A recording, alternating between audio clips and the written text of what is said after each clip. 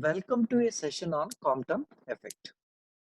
Photoelectric effect provides evidence that energy is quantized. So basically photoelectric effect successfully explained by Einstein on the basis of particle.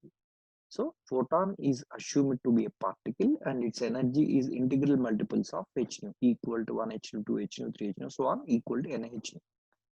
But in order to establish the particle nature of radiation completely, it is necessary that the photons must carry momentum.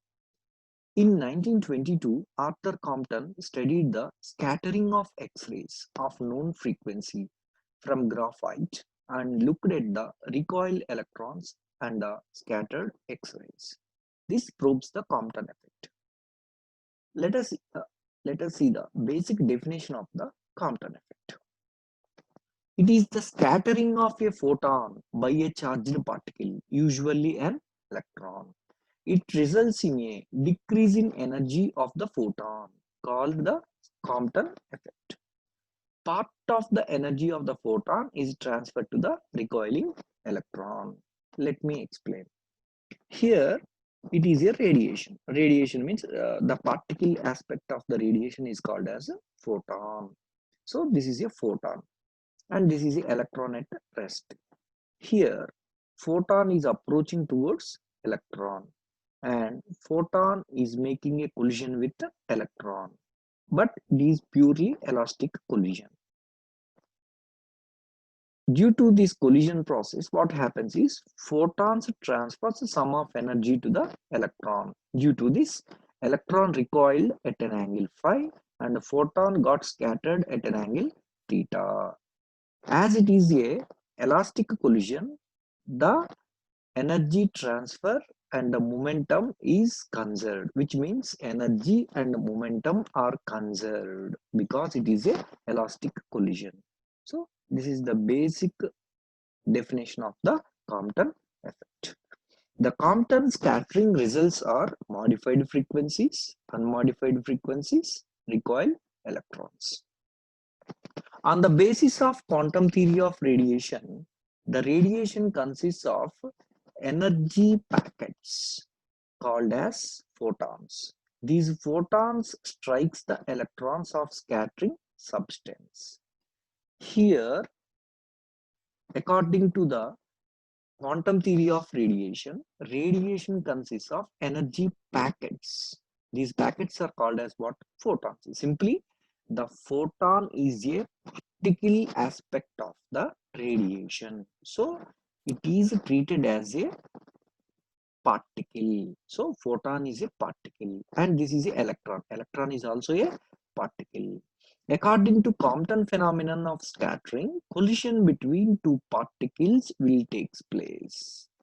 So what are the two particles? Photon is one particle and electron is the another particle. A collision will take place between these two. This is elastic collision. The photon collides with the electron. Here this photon collides with the electron of the scatterer at rest. This scatterer may be graphite. It transfers some of energy to the electron. So this photon collide with the electron and it transfers some of the energy to the electron, which means photon loses a certain amount of energy. The scattered photon will therefore have a smaller energy and consequently a lower frequency or greater wavelength than the incident photon. Because this photon transfers some of its energy to the electron, photon loses a certain amount of energy and travels in this direction. So energy of the photon is equal to h nu. So E is directly proportional to frequency of the radiation.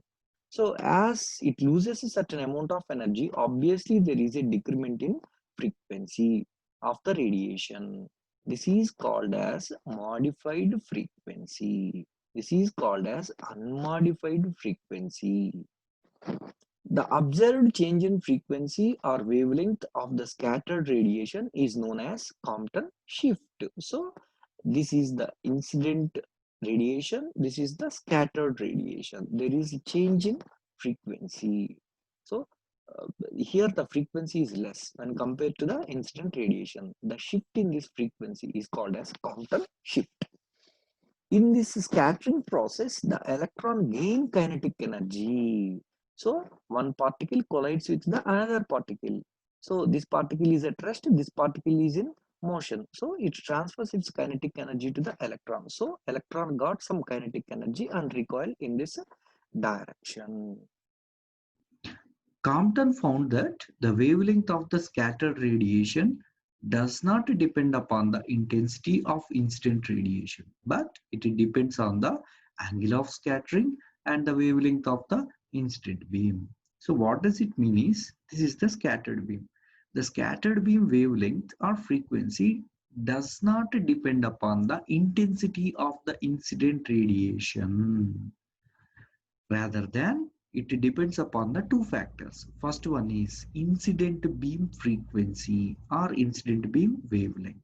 The second factor is at what angle this beam is getting scattered. So the scattering angle is theta. So based on these two factors, the scattered beam wavelength depends.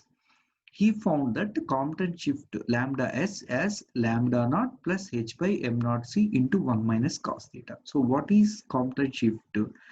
So this is the incident beam. It is having certain frequency and or wavelength, and this is the scattered beam. And it is having different frequency, lesser frequency or higher wavelength compared to incident beam. The difference between these two frequencies is called as what? Compton shift.